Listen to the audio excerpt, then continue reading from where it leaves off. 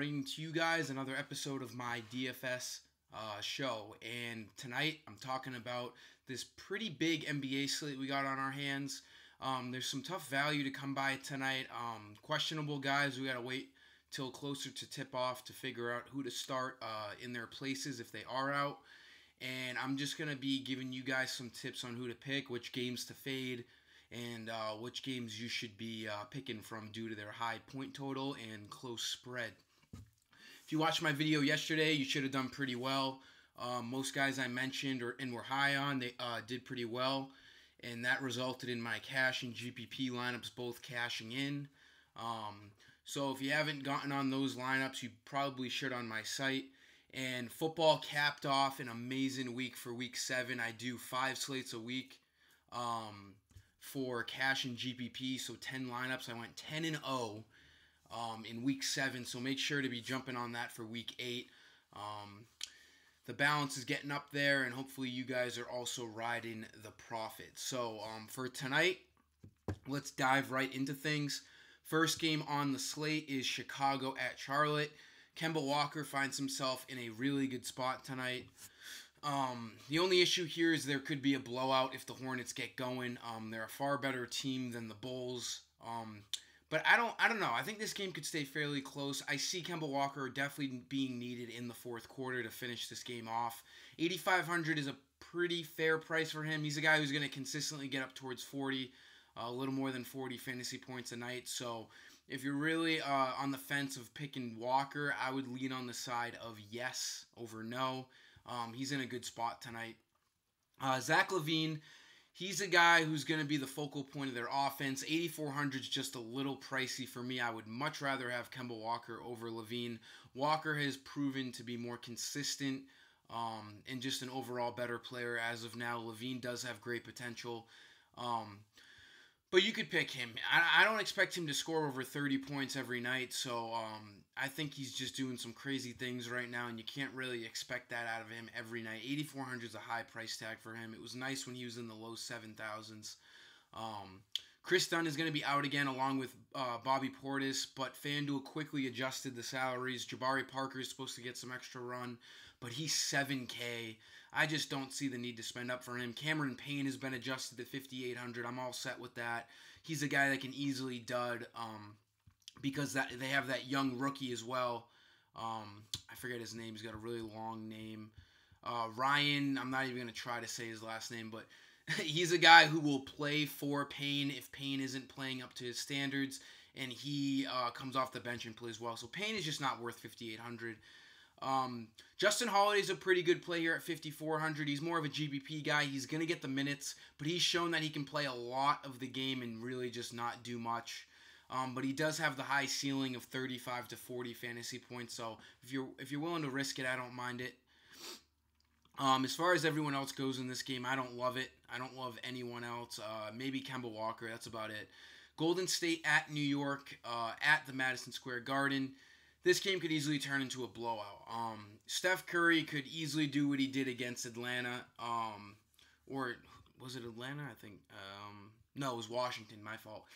When they blew him out and he didn't even play in the fourth quarter, he had 51 points. You can go through the mindset if they're gonna blow him out, they're gonna need Curry and Durant to score a lot. So maybe they will reach value in the 3 quarters that they're gonna play.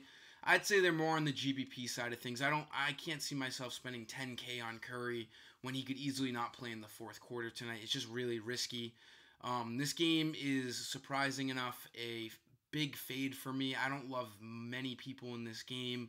You might get Hazonia playing a little more with the rookie Knox out, but even Hazonia is a huge risk.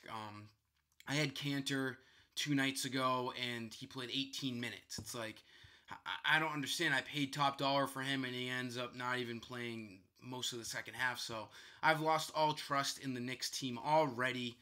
Pretty sad. I just hate what they do over there with their rotations and subbing guys out halfway through the quarter. They can't develop any rhythm. I think Golden State's going to absolutely pummel them tonight, and I don't think it's worth picking anyone. Dallas at Toronto. This game should be fairly close. Dallas is a good squad this year with their young guys. You got Doncic and Dennis Smith. they're looking like a team that could really maybe make a little bit of noise over there in the West. But they are still a developing team. The Raptors are really good as well. They'll probably be seeing the Celtics in the Eastern Conference Finals this year. Kawhi Leonard's 9,800 is a lot for him, but he's starting to prove himself.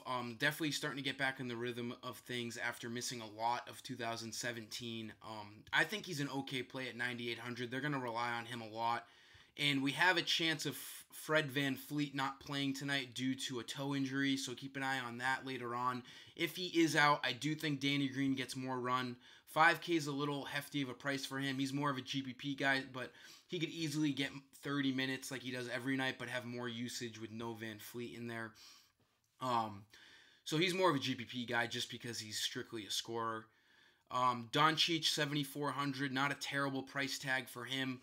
He has shown that he's probably going to be a guy who gets consistently over 30 minutes and 30 fantasy points a game. I don't mind that price tag of 7,400. He was over 8K last slate, but they brought his price down a little bit. Wesley Matthews, not a bad play either at 5,100. He's been as consistent as it gets.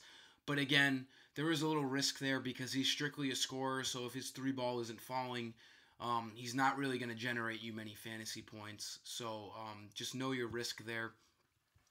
Harrison Barnes looks like he's coming back tonight, but he'll probably be on, like this says, a lighter workload due to his hamstring injury. You always want to bring guys back from hamstring injuries a little slower than other injuries just because you want to slowly work that hamstring going. He probably won't see more than 20 minutes tonight at most, so he doesn't really affect any usage of any of these guys. You got a Nugby out, so maybe you see more Norman Powell, more CJ Miles. It's kind of a toss-up there, though. I really want to see VanVleet news before I make any adjustments there. I'm all set with the big men in this game. More of the guards is where I'm looking, and Kawhi Leonard. For the Clippers at Houston, this is a really, really good game to pick from. It should stay close. You have no James Harden with a hamstring injury, and you got big bad Chris Paul, bully, coming back from his suspension. You guys would have to live under a rock if you didn't know about the fight with him and Rondo and then Brandon Ingram. A lot of news coming out that Chris Paul is kind of a shitty teammate.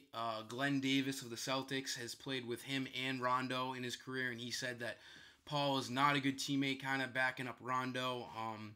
Kind of a little funny news there, but regardless, I don't care what Chris Paul is as a teammate.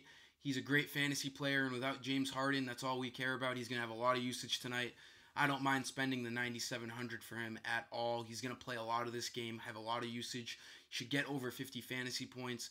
Whenever Harden or Paul is out, one of the two, I love picking the other guy because they seem to really strive for that usage. I also like Eric Gordon. His price went up, 6,500. He's going to get a ton of usage. I had him last game with no Paul, but now there's no Harden. So it's kind of the same idea. He's probably going to start for Harden.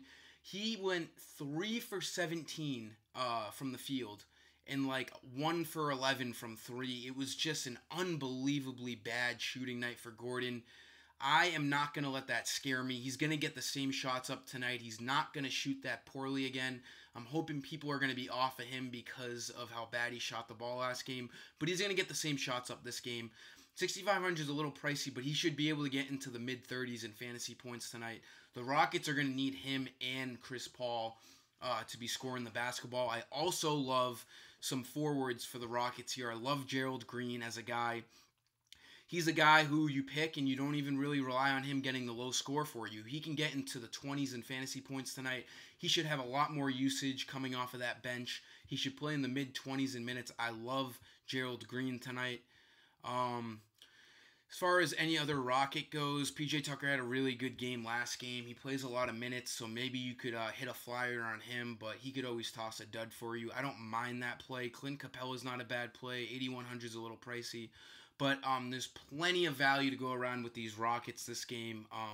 I kind of like everyone, 1 through 5, so just pick your poison here. Gallinari's been playing really good too. The Clippers are starting to rely on him pretty heavily. He's kind of a cash game play as well at 6,900. He gets over 30 fantasy points every night, and they're going to run him to the ground. I expect his minutes to even go up as the season goes. He could be a guy seeing high 30s in minutes when we're in midseason form, as long as there's no injuries for him. Brooklyn at the Pelicans. This game's a little sketchy. The Pelicans may blow out Brooklyn, but the Nets are coming off of a great game against Cleveland, so who knows? There's not many guys I'm looking at in this game. I don't really want to spend $13K on Anthony Davis. There's just not enough value on the slate for that. Randall's probable with his foot. Mirotic is pretty expensive. Etuan Moore is not a bad play at 4,600. If you're looking for a middle to low tier guy at small forward, I don't mind him at all. He's going to play 30 minutes. He's going to probably get over 20 fantasy points. As long as Etuan Moore stays below that 5,000 salary, I can say play him. Not with high confidence, but with pretty moderate confidence. I think he's a pretty decent player, and he's going to find himself in the middle of a couple shots and maybe some steals in that game. It should be pretty fast-paced. Don't mind Etuan Moore. Drew Holiday's not a bad play either, but he's more of a GPP guy. He's got a huge ceiling. He can hit 50 fantasy points on any given night, but he can also really not be involved. He and Alfred Payton have really been going 1-2 here in the point guard and shooting guard duties. I like Alfred Payton as a huge GBP guy tonight. If you're going to go the guard route in this game for the Pelicans, you got to pick either Payton or Holiday. I wouldn't suggest playing both just because it's going to be really difficult for them to both produce, seeing as they play similar roles in that Pelicans offense. I'm really off of the Nets side of things. Milwaukee at Minnesota. This game has the potential of have a lot of value. We got Jimmy Butler waking up with a little bit of a tummy ache. He's going to have a little Pepno or something because he said he woke up feeling pretty shitty today. So who knows how he feels later on in the game. He's got a shitty attitude in Minnesota anyways. There's a good chance that he sits just based on him not wanting to play. And we also have the news of possibly Wiggins being out as well. So you want to pay attention to this Minnesota news as we get closer to tip. If both of them are out, I love Derrick Rose at 4,800. He should see a lot of run with these guys out. You could also look towards guys like Karl Anthony Towns. 8,500 is always a low price for him. He's just not really playing well to start the year. But if you have Butler and Wiggins out, there's no one else to rely on. I think Towns could have a huge game. And Derrick Rose and Towns could easily be the cash game locks of the night if Butler and Wiggins are both out. So just keep an eye on that. That's a huge news you want to look at. And Antetokounmpo, if you have the price, or if you have the salary, I like the Greek Freak here tonight at 12-3. He can easily go off, obviously. I'd rather spend a little bit down on him compared to the 13K of Anthony Davis and save a little bit of money. I think Giannis could easily score more than Davis tonight. And then we have our last game, Washington at Sacramento. I think John Wall should have a better game tonight. It's a really fast-tempo game. He's kind of fallen off the last two games, but I don't expect that to continue. John Wall could easily be a good GBP play tonight at 9.6. That's a pretty cheap salary for him. De'Aaron Fox, 8K is just too much for me. Austin Rivers is a really good punt play. He's a guy that's playing 25 to 30 minutes a game, and no one's really going to be on him. And you have that safety of him just dropping the score, but I think he can easily get over 15 towards 20 fantasy points tonight. He has a little bit more of a role in that offense than a lot of people think, so I don't mind Rivers as a punt play. You do need to have a minimum guy with this new dropped low score on FanDuel, so him and Gerald Green, I think one of the two has a good game, and then you drop the other guy. I don't mind Austin Rivers here at all. Otto Porter, never a bad play at 6'3". He's going to play, up towards 30 minutes. And then you got Kelly Oubre, rather. He's been playing really well off the bench. He's been playing some serious minutes. I don't mind him as a little bit of a flyer either tonight if you need to spend down.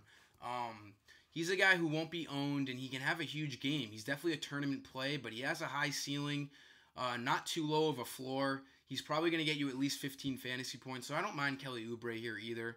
As far as the Kings go, I don't like Bagley at 5,500. I know he's been playing well, but he's been playing well in blowouts, and he's coming off of the bench and will easily not play if the game's close and he's not playing that well. Too young of a player to have consistent minutes. I'm not spending there. As as far as everything else goes, that sums it up for tonight, guys. Hopefully you get on my lineups and we cash tonight. Huge Friday night. Go Sox. Let's just finish up this series in LA tonight and tomorrow. And until next time, guys, I am the FD Guru, and I'm signing off.